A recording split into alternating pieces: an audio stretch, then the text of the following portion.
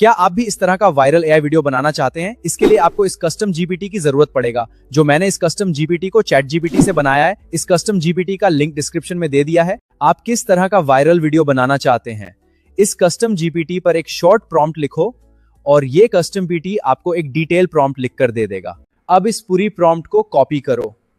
यदि आप इस प्रॉम्प्ट को पाना चाहते हैं तो प्रॉम्प्ट का लिंक डिस्क्रिप्शन में दे दिया है। अब इस वाली वेबसाइट में आ जाओ, इस वेबसाइट का लिंक डिस्क्रिप्शन में है। अब कस्टम जीपीटी से कॉपी किया गया प्रॉम्प्ट को यहां पेस्ट कर दो।